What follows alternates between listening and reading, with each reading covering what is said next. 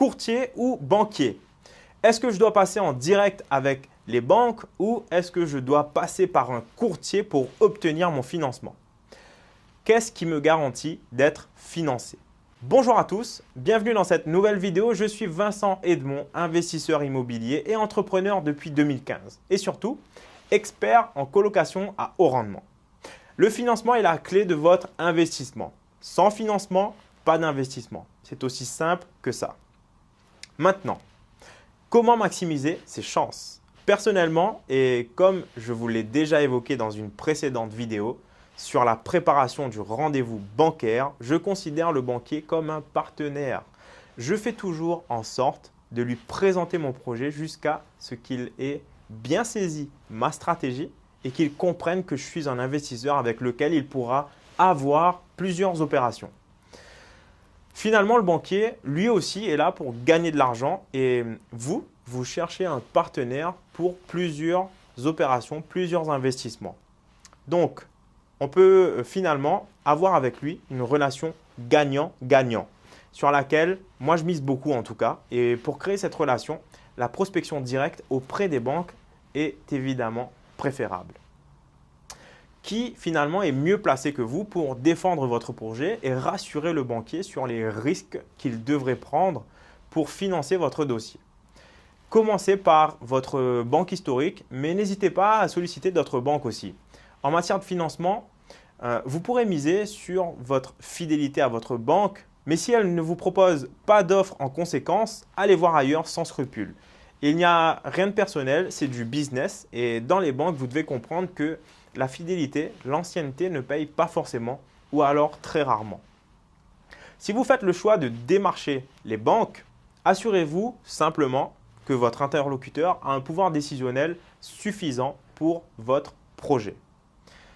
Passons maintenant au courtier. Le courtier a aussi des avantages, notamment si vous n'avez pas la fibre commerciale ou si vous n'êtes pas à l'aise avec la négociation.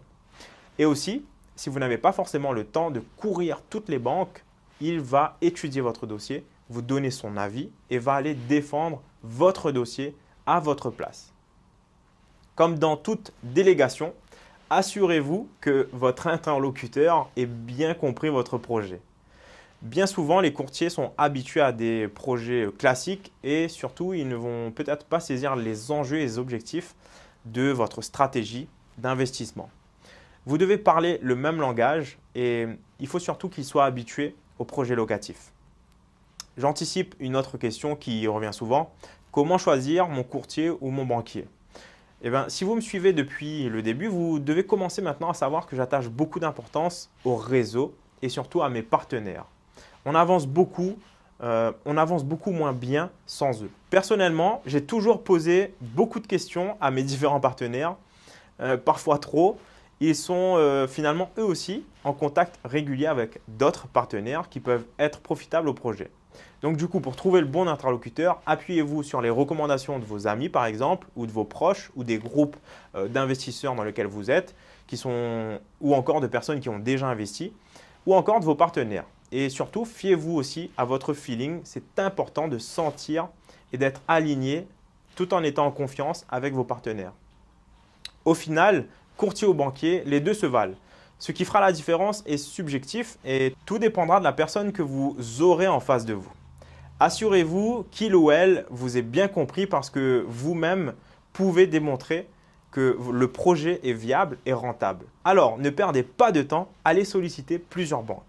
Sauf si vous passez par un courtier, alors dans ce cas, consultez votre banque historique, mais surtout, n'allez pas démarcher les autres banques que ce courtier ira lui-même solliciter. Ça serait contre-productif. Surtout, ne vous découragez jamais. Sachez rebondir et ne vous arrêtez pas aux avis négatifs. Si le projet tient la route, il suffit d'un seul oui pour accéder à votre investissement. Voilà, j'espère que cette vidéo vous a plu. Merci d'être resté jusqu'au bout.